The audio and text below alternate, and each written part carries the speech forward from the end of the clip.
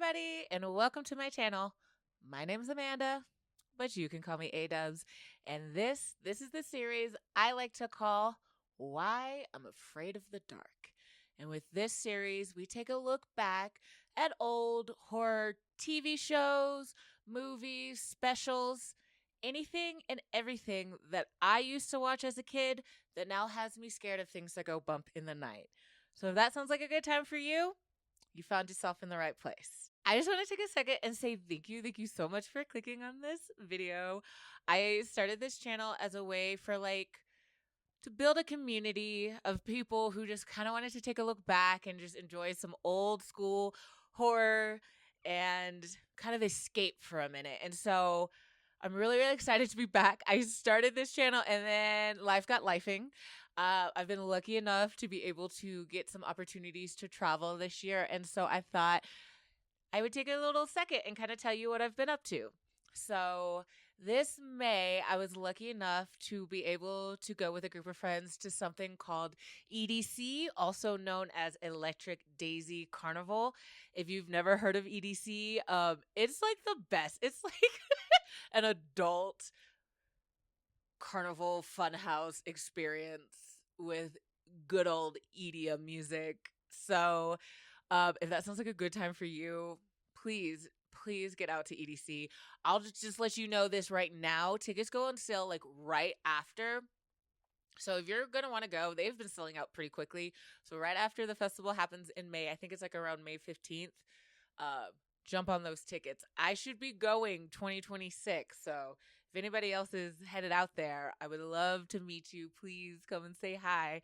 I should be dropping some different video clips and pictures of what that looked like for us.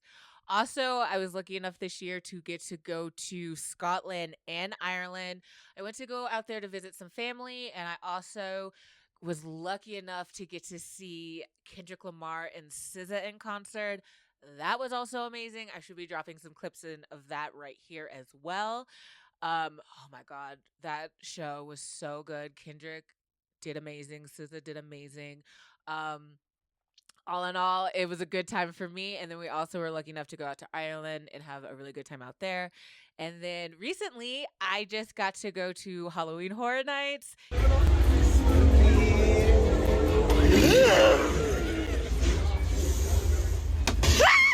Out there in Orlando. Here's my new shirt. What do y'all think?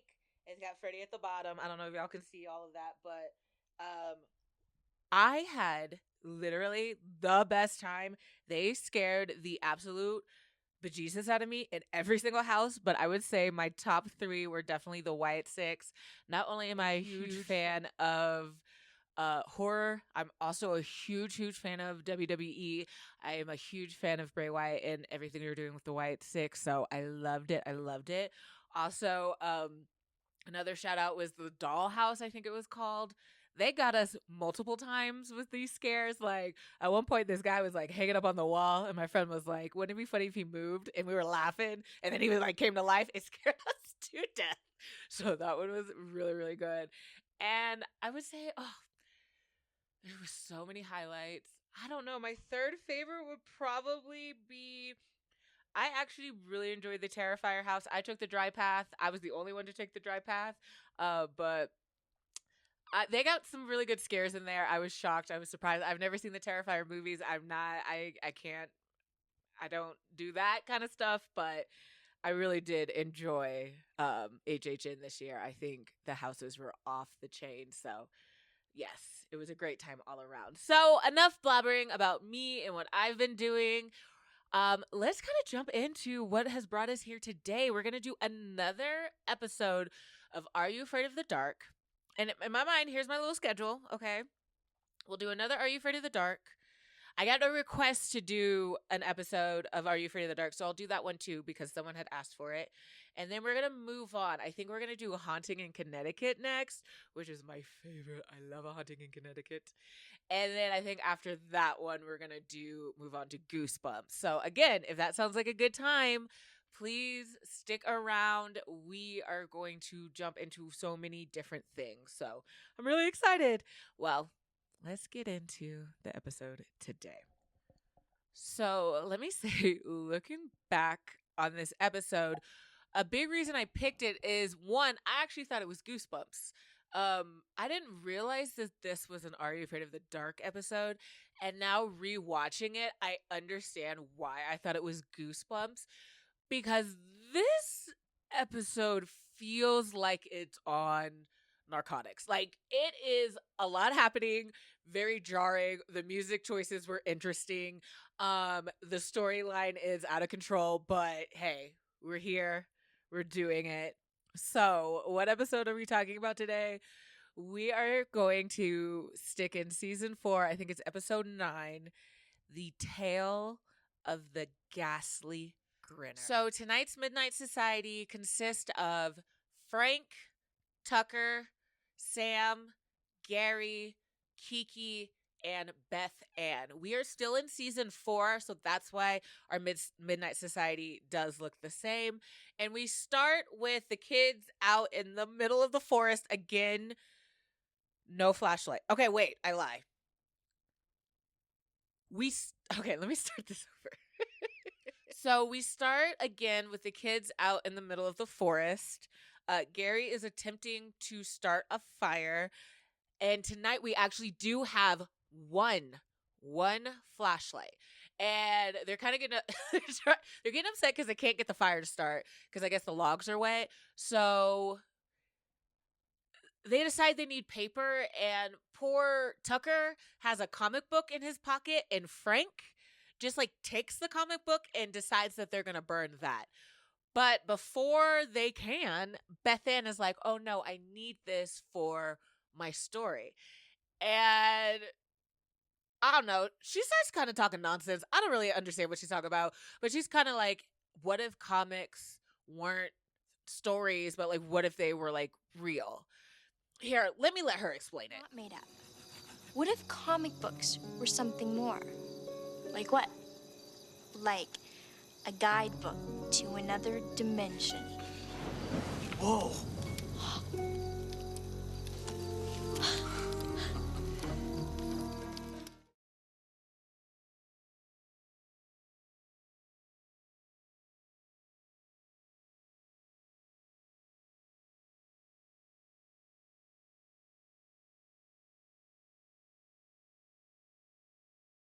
This is where our story begins. We are introduced to Ethan, a young, aspiring comic book artist, right? Ethan is quite upset because he has been rejected from every single publishing house ever, it seems like. I don't know, but he is having a bit of a moment where he is tearing down his art from the wall and just kind of being like, I'm not good enough type of energy. And when he discovers a envelope on the floor, and this envelope happened to be Ethan being invited to a grand opening for a new comic book store, and they're saying, hey, get there early, you want to beat the crowds. So Ethan's like, all right, okay, let me go to this. So he shows up the next day, and there's nobody in there. It's completely empty. It's kind of weird. There's a lot of comics he had never heard of before. And as he's like looking on a shelf, there's a bunch of masks, like Halloween masks. I can see why I kind of thought this was Goosebumps. When all of a sudden the very eccentric comic book store owner pops up, and she won't stop calling him Cupcake. It's an interesting choice. I don't really know, but she is very excited for him to be there. She is trying to like give him comic books, like trying to sell him anything. He keeps being like, I've never heard of these before. She's like, I mean, nobody has. That's why I'm having such a hard time. Ethan eventually lets her know that he was invited here, and she kind of like clicks in and is like, oh, yes, I invited you. You are so talented. I love your work, blah, blah, blah, blah, blah. And Ethan's like, nah, I'm not very good. I keep getting rejected. And she's like, no, don't listen to them. She said, your art reminds me so much of this artist named Sylvester Uncas. And she kind of goes on talking about how great he was and how she has his like really rare comic, and she kind of shows it to Ethan, and this comic is called The Tale of the Ghastly Grinner.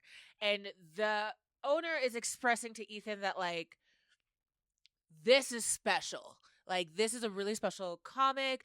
And after he wrote this comic, the author ended up disappearing. And Ethan's like, wow. And she's like, you should have it. And he's like, no, I can't afford it. And she's like, no, it's a gift. And gives him the comic, but like it's kind of warning him of how terrifying and scary this comic is and this villain is.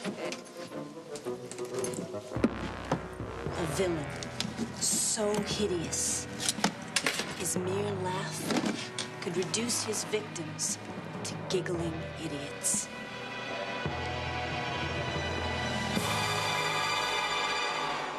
Issue 1, Volume 1. Drawn by Sylvester Uncas. He was a genius, but didn't have the guts for the Grinner. It was so frightening. He only drew one issue, and then he disappeared. This is the only copy left. And it's all yours. I can't afford this. Grand opening special. It's on the house. You're kidding. Thanks. Don't thank me, Cakes. Thank. And Ethan's like, all right, bet. And he takes it with him. I want to show you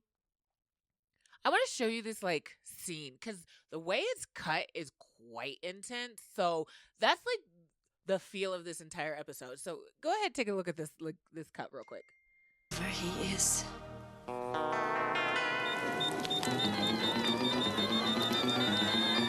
Right? Like, I feel like that's kind of intense, but hey, what do I freaking know? It's a kid's show, so I'm not gonna like hold it against them. But next we are transported literally into science class where we are learning about microwaves. And in this science class, we are also introduced to Hooper. Let me just give a warning right now. For some reason, Hooper autocorrects in my brain into Harper. So if I ever call her Harper, just know I mean Hooper, okay? So we meet Hooper. She's kind of like a nerdy girl sitting at the front of class, and the teacher is kind of asking the kids if they know anything about like microwaves, whatever, blah, blah, blah. Ethan's kind of sitting in the very back, and he has his physics book upside down, and he's reading about this like Ghastly Grinner and how he like turns people into these mindless zombies by like feeding off their emotions and making them laugh. I don't know. It's a lot. But the teacher quickly notices that he's not paying attention and sees the comic, takes it and aggressively, might I add, throws it into the fish tank. You can't. It's one of a kind. Correction. It's none of a kind. Like, my gosh. The adults always in like horror films in general, but like especially like Are You Afraid of the Dark and probably Goosebumps once I start watching those again, are like comically evil and like mean, right? So he takes his comic, throws it in the fish tank, and is expressing like, you should not be wasting your time on comics. You need to be focused more on science, I guess. And you can tell Ethan's pretty upset. Once he gets home from school, we see his parents sitting on the couch, mindlessly eating popcorn while watching TV. And they're kind of getting onto Ethan for getting a call from school about Ethan not paying attention and he needs to be focusing on school and not comics, all this kind of stuff. It's just kind of funny, just the way these parents are just like disgustingly sitting there eating. It's a lot. But of course, they tell Ethan, like, if you don't focus more on schools, we're going to take comics away until you go off to college. And Ethan gets really, really upset and storms off into the kitchen where he's like cooking food, and he gets this great idea that he's going to dry his comic book in the microwave.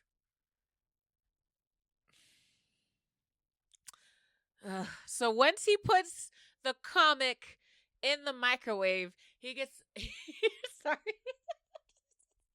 It's such a bad idea. Jesus. Once he puts the comic in the microwave, he actually gets a phone call, and his mom calls out to him and lets him know that there's a girl on the phone. So Ethan decides to go downstairs to take this phone call, leaving the comic book to finish drying inside the microwave.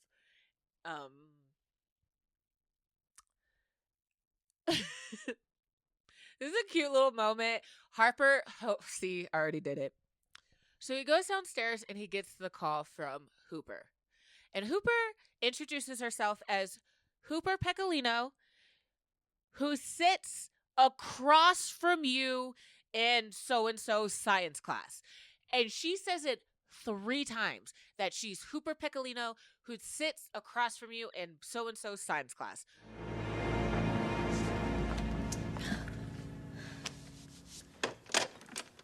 Hello? It's Hooper Piccolero.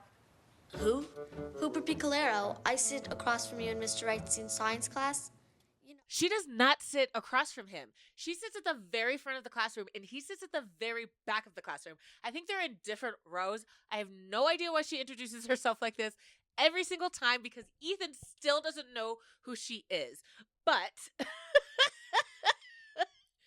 she has called him to kind of apologize for their teacher's behavior. She feels really bad about what happened to him, and actually is very much expressing how good of an artist that he is. And while this conversation is happening, Ethan's mom is in the kitchen and she plugs in some other appliance in order to cook like pizza rolls or something. I have no idea.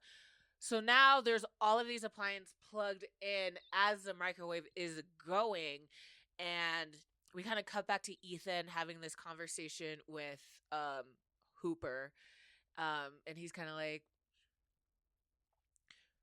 thanking her for being so kind, and she's here. Let me just play it because I love Hooper's reaction after. just watch. I mean it. I think you're a really great artist. And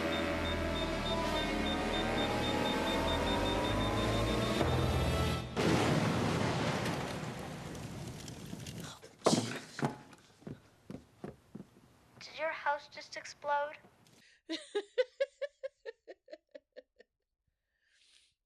So yes, of course, the microwave explodes. Hooper is like, "Did your microwave did your house explode?" She doesn't know what's happening. Ethan runs off to check on his parents as he's walking through the house. It is filled with smoke. He's calling out to his mom. She's like, "Nah, everything's great. Why don't you just open a door or something?" And he makes his way to the microwave, opens the microwave, pulls out the comic, notices a giant hole in the comic. And as he's noticing that, he notices a giant, human-shaped figure in the wall. And he walks up and is like, what is going on? And this is when his mom enters the kitchen. Y'all.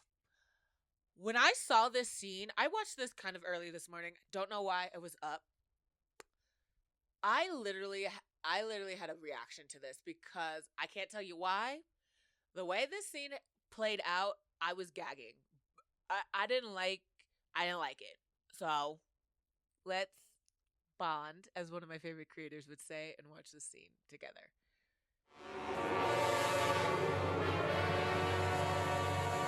Maybe you should open the door to get rid of this. Oops.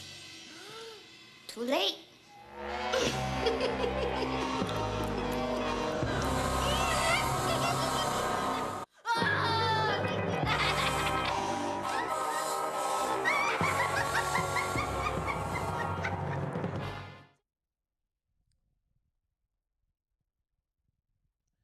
Can somebody tell me what the hell that was? Because, maybe for y'all, it wasn't as, a big reaction.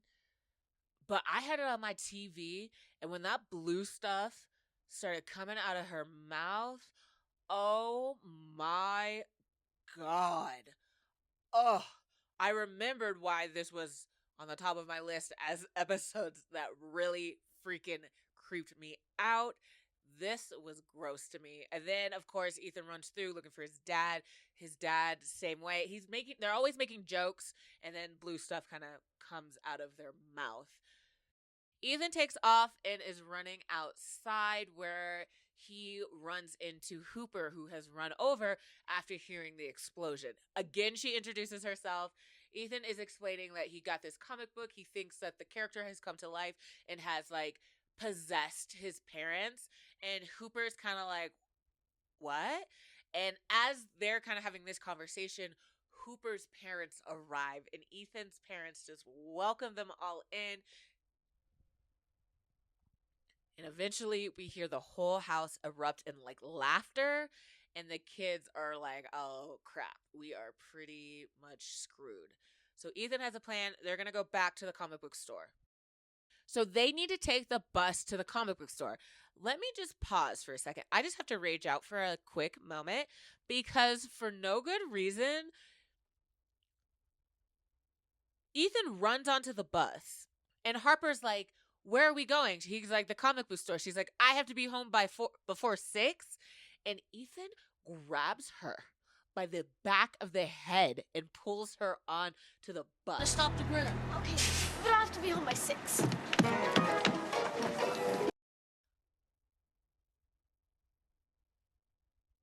Excuse me? Excuse me? No, sir. Absolutely not. Never do that again to anybody. That upset me. Did not like that, but I do like Ethan and Hooper's friendship and whatever, but that was not cool. Ethan, don't talk see, I can't even talk. Ethan, don't you ever touch anybody like that again. Golly. But this is when we get to the bus scene. As they're in the bus, they start discovering that the comic book is replaying the day. It's showing them like Harper's parents going into the house, being turned, them on the bus. Like they're seeing that this comic book is playing out their day. And so they notice them being on the bus is in the comic. And then they look up and this shit happens. Ethan!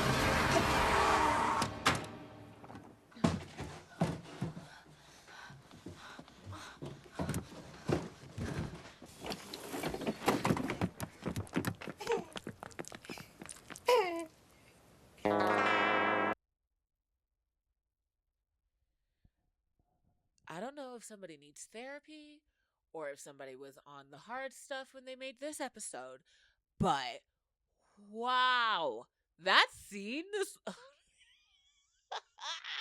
that scene is something else. Yo, that scene is something else completely. I don't even understand it, but hey, we get to where we're going. They run into the bookstore and are talking to the owner. The owner starts telling them more about Uncas and how he wasn't just writing comic books. He was writing guides to other worlds. He was writing like keys and stuff to other like dimensions pretty much. And unfortunately, when he wrote this comic, The Ghastly Grinner, things started to change. And he was in the process of writing the death of the Ghastly Grinner to get rid of this entity thing. But unfortunately, while he was writing it, the Grinner got to him. And like we have said many times before, he disappeared. The owner, they're asking the owner, how do you know all this information? Who's this Uncas person? And she reveals to them that it's her father. And she thinks because Ethan draws so much like her father that Ethan needs to finish the comic, and that's how they'll get rid of the Ghastly Grinner. But Hooper actually thinks it's microwaves because microwaves brought this entity into the world, so she thinks it's going to be microwaves that take it out. Ethan's like, where are we going to get a microwave big enough? And she's like, remember, science teacher, we have that thing at school. And as they're kind of like going back and forth, her being like, no, I really think he needs to finish this, and her being like, microwave, all of this happens. No, the only way to stop the...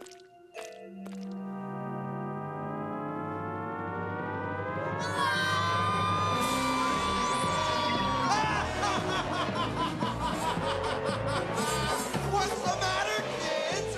Can't take a joke?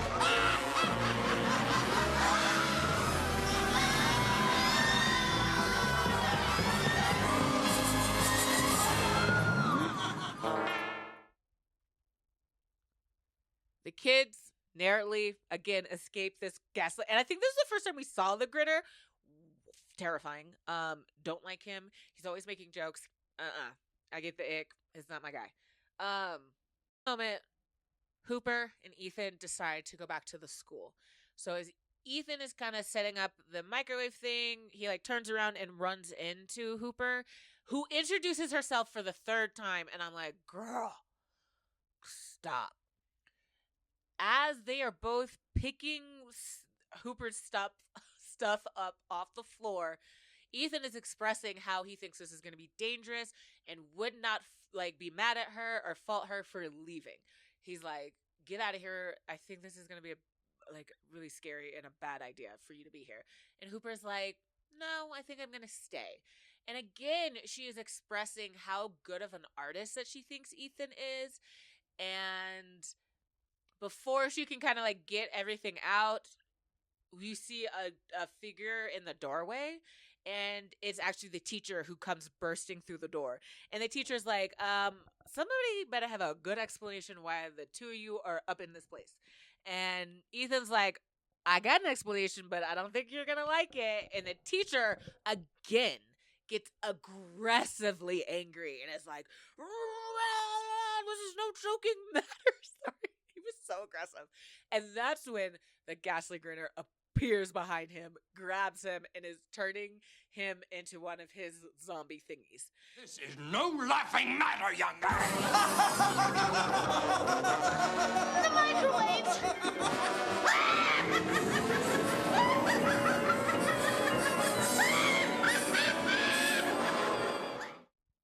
And as he's turning him, Ethan turns on this like microwave thing and is not working. And eventually the teacher is turned and the Grinner grabs Ethan by the shirt, pulls him up, and is like, thank you for bringing me into this world. Now I will give you laughter. Yay.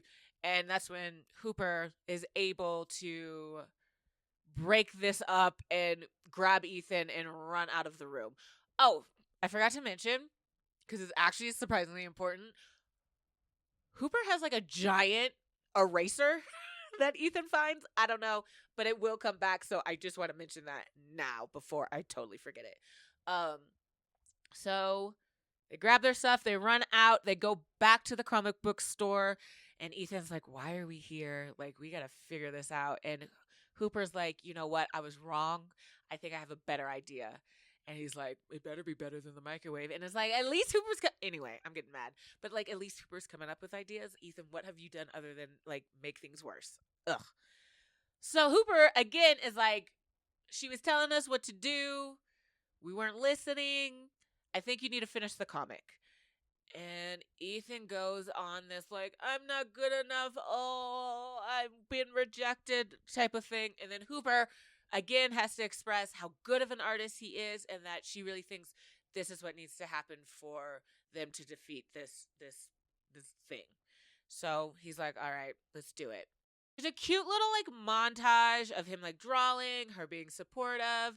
Eventually, we get to the end. Ethan's like, I'm almost finished.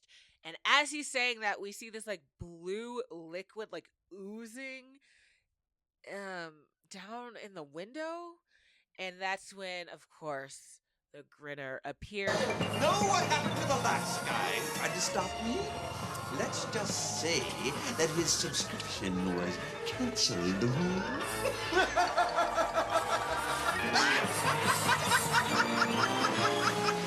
the matter, kid? You don't like to laugh? Sorry, I don't have much of a sense of humor. He grabs. Okay, let me just.